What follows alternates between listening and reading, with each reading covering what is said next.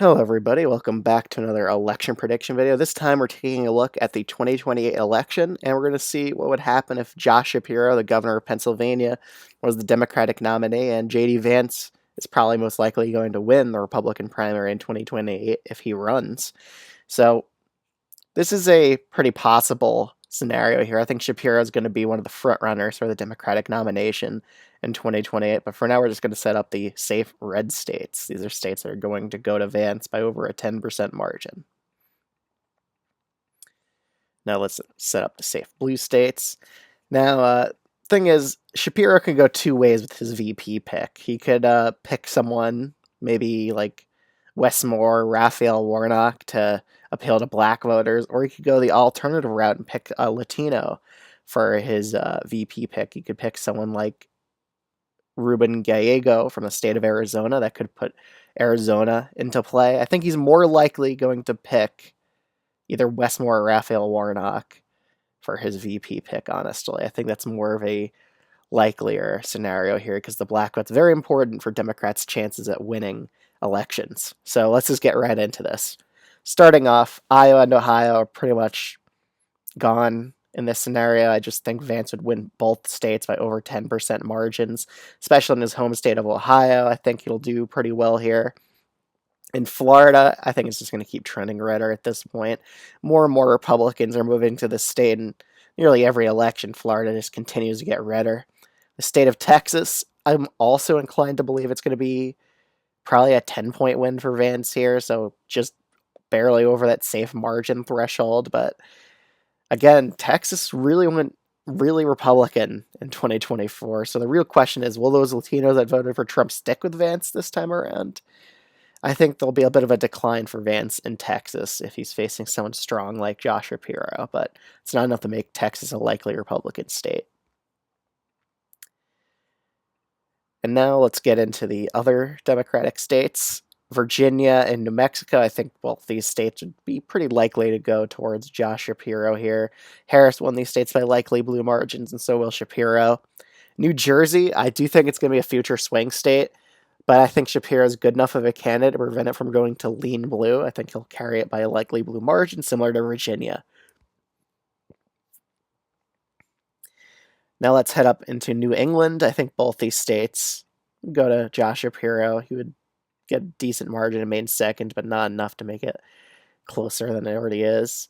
New Hampshire, I think Shapiro would have done better than Harris in the state of New Hampshire. So I think in 2028 he would win New Hampshire by a bigger margin than Harris did. Same with Minnesota. I think he would have a better margin than Harris. And Nebraska second as well. I think he would have done better. So now we're just down to the 7 OG swing states here. So I guess we'll start off with Arizona. It was the most Republican state in 2024. I think it depends on how the party registration numbers go. As it keeps trending the Republicans' way, then it could go to a likely Republican margin again. But I think with a better candidate in Shapiro, I think he'll do a bit better in Arizona, but not enough to win the state. Same with Nevada. I think Nevada, it really depends on how Trump's perceived after his second term. If he's in the negatives, like low 40s, then Shapiro has a chance in this state. For now, I'm just going to put it as a tilt Republican state. I think Shapiro has a chance here, but for now, I think it's just going to tilt the Republicans' way due to Republican gains of Latino voters over the years. North Carolina, it's also going to be a pretty Republican state. I don't think Shapiro has the best odds at winning it against Vance, because I do think Vance would be pretty decent as a candidate as of right now, because he really fixed his favorability. He started out like -11, and now he's actually +1. So he really turned that perception of him around in that debate. So he's showed that he could actually do well in debate, and he could fix his favorability problem. So overall, I think he would be a pretty good candidate for the Republicans to run. In Georgia, again, looking at the popular vote compared to the Georgia vote margin, I think Josh Shapiro has a chance in Georgia. I think Shapiro would probably win the popular vote against J.D. Vance.